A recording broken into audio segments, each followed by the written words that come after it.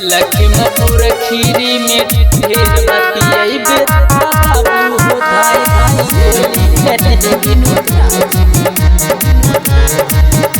लखीमपुर खीरी में ढेर बतियाइबे बाबू हो धाई धाई।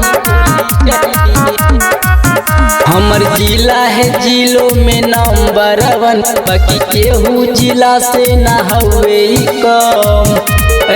ना हो हमर जिला है जिलों में नंबर 1, बाकी केहू जिला से ना हुए कम। हमारा जिला में रंगदारी ना चली। लखीमपुर खीरी में ढेर बतियाइबे बाबू हो धाई धाई गोली चली। लखीमपुर खीरी में ढेर बतियाइबे बाबू हो धाई धाई गोली चली। लखीमपुर खीरी में ढेर बतियाइबे बाबू हो धाई धाई गोली चली।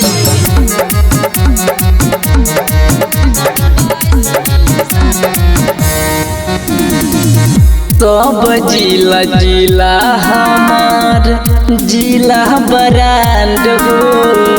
बिना गलती के केहू करे नहीं कांड हो, करे नहीं कांड हो।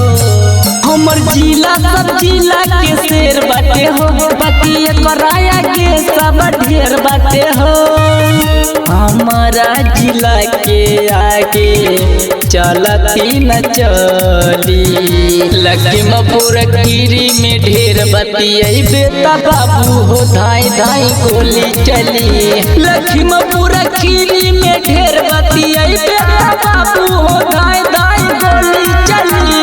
लखीमपुर खीरी में ढेर बतियाइबे बाबू हो धाई धाई गोली चली।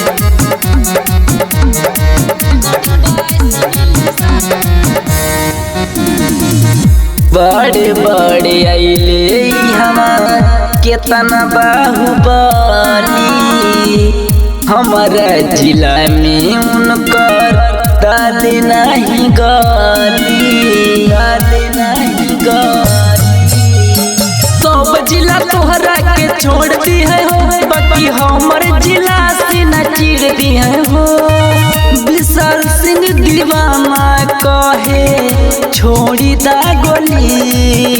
लखीमपुर खीरी में ढेर बतियाइबे बाबू हो धाई धाई गोली चली। लखीमपुर खीरी में ढेर बतियाइबे